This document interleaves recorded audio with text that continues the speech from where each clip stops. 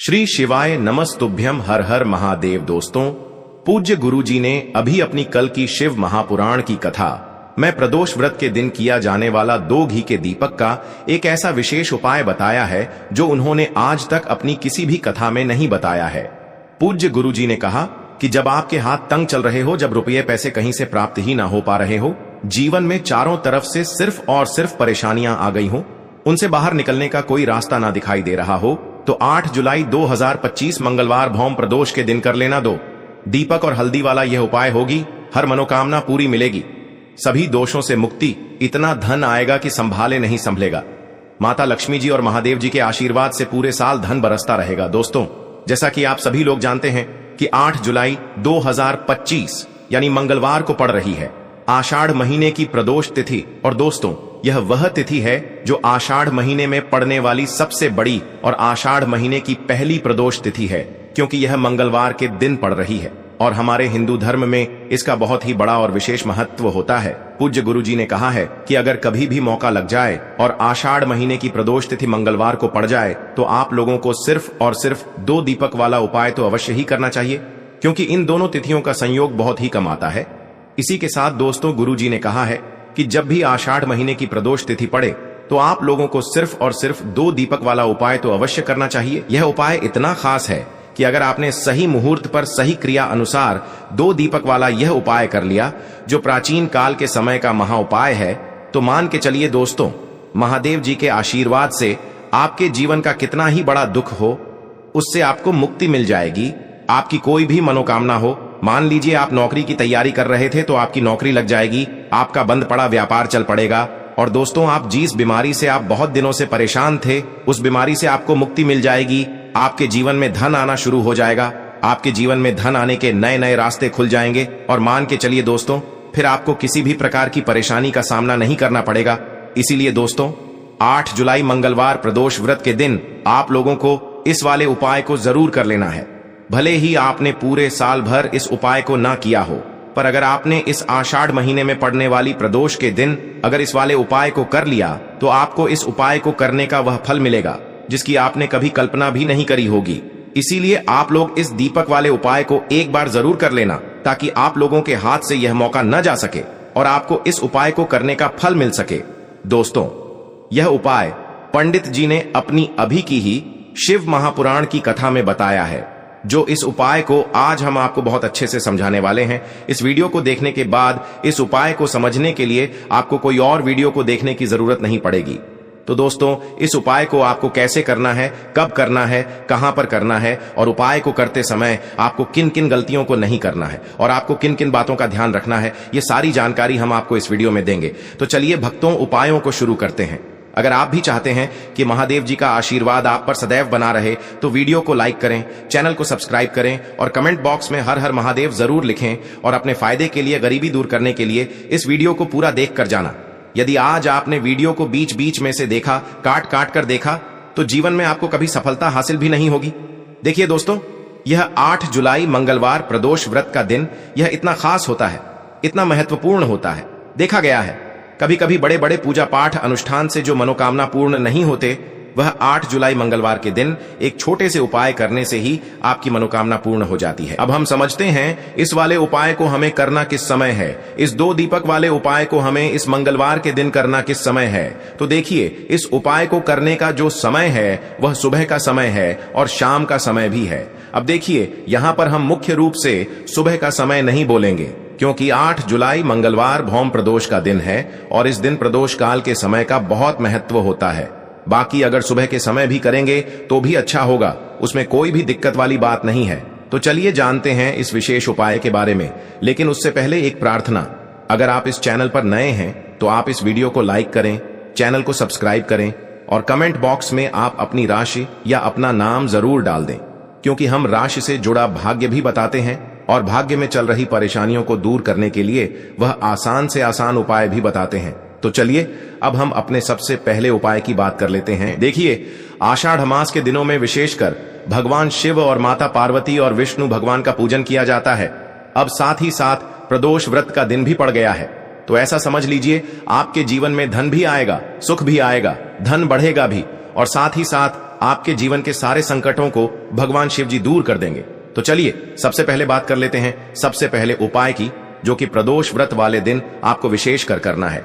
और इस उपाय को करने से आपकी कोई भी ऐसी इच्छा, कोई भी विश जो अभी तक अधूरी है, पूरी नहीं हो रही है, तो आपकी बड़ी से बड़ी विश और मनोकामना भी पूरी हो जाती है। जब आप प्रदोष वाले दिन इस पहले उपाय को कर लेते हैं तो देखिए, आप सभी जानते हैं कि श्री हरि विष्णु जो है, उन्हें तुलसी दल सबसे प्रिय है। बिना तुलसी माता के श्री हरि विष्णु अधूरे हैं और बिना तुलसी पत्तों के श्री हरि विष्णु का भोग अधूरा है। अब श्री हरि विष्णु को प्रसन्न करके आप अपनी किसी भी मनोकामना को पूरा कर सकते हैं, क्योंकि श्री हरि विष्णु प्रसन्न हो गए तो आपकी कोई भी विश और इच्छा, मनोकामना अधूरी नहीं रहेंगी। तो आपको तुलसी के 5 पत्ते लेने हैं।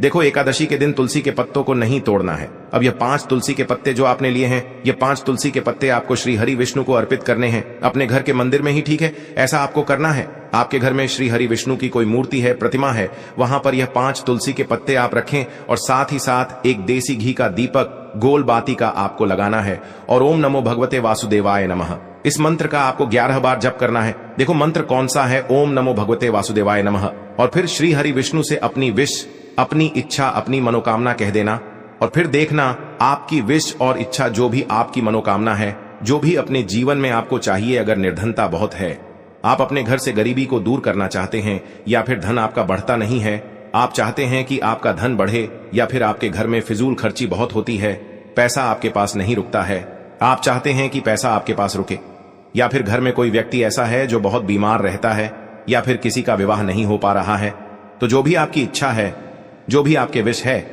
बस एक बार श्री हरि विष्णु से कह देना है। साथ ही 7 साल का सबसे बड़ा दिन है। यह दिन इतना उत्तम है कि जो आप श्री हरि विष्णु से मांग लेंगे, जो उनसे कह देंगे, वह आपकी विश, आपकी मनोकामना को बहुत जल्दी पूरा कर देंगे। तो यह पहला उपाय है। चलिए बात करते हैं दूसरे उपाय की। देखो, यदि आपके जीवन में आर्थिक संकट बहुत अधिक हो रहे हैं, धन की समस्या लगातार जीवन में बनी हुई है, एक एक रुपयों को प्राप्त करने के लिए आपको बहुत अधिक मेहनत कर रहे हैं, तो आज रात्रि में सोने से पहले आपको हो यह एक चमत्कारी दीपक का उपाय अवश्य करना है। या फिर यदि आपका जो व्यापार है, बिजनेस है, दुकान है, वह अच्छे से नहीं चल पा रही है, तो आज रात्रि में इस विशेष दीपक का उपाय आपको अवश्य करना चाहिए।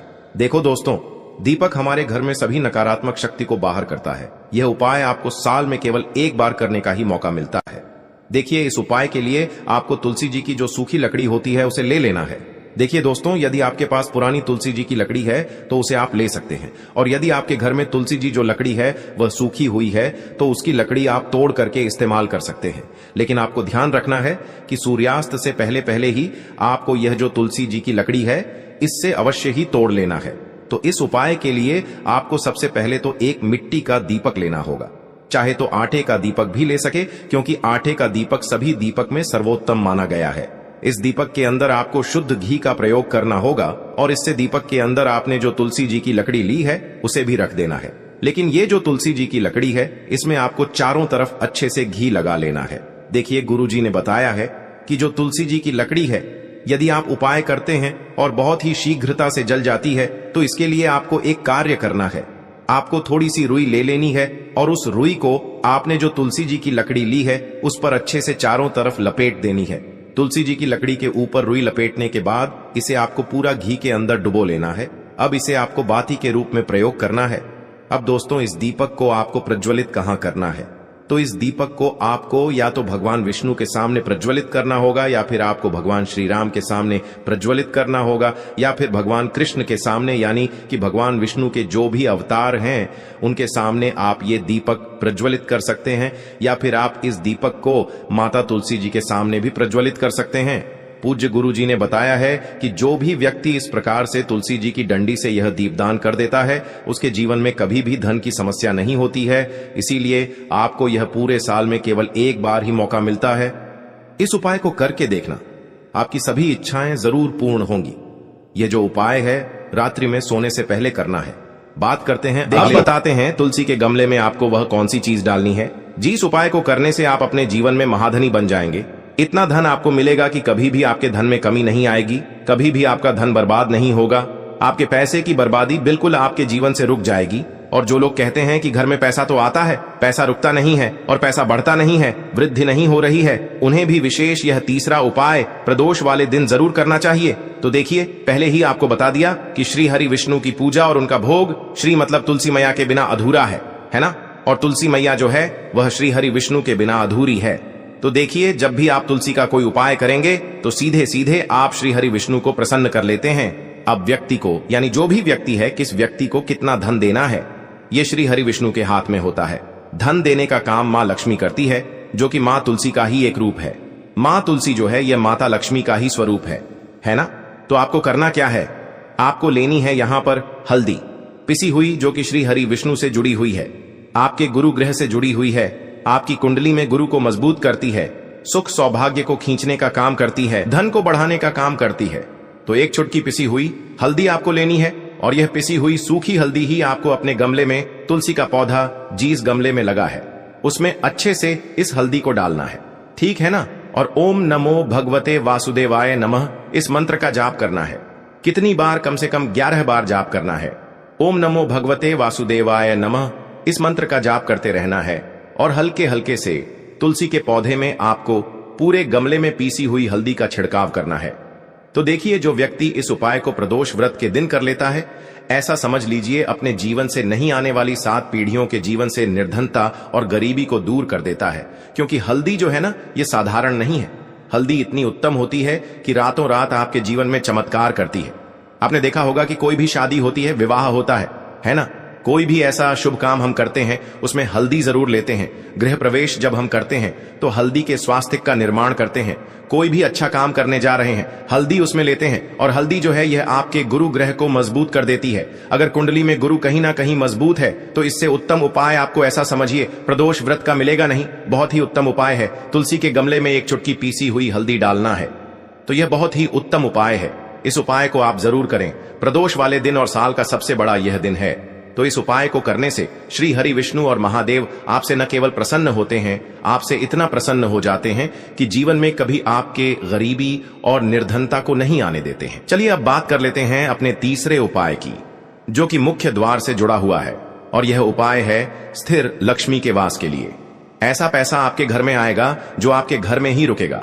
ऐसा पैसा कभी आपके घर में नहीं आएगा जो आपके घर से जाएगा, और विशेषकर फिजूल खर्ची में जाएगा। अब आधे से ज्यादा लोगों की यही समस्या होती है कि घर में पैसा तो आता है लेकिन बहुत जल्दी घर से चला जाता है, या फिर फिजूल खर्ची में चला जाता है। तो धन की बर्बादी जिन लोगों के घर में हो रही है उन्हें विशेषकर यह तीसरा उपाय करना है।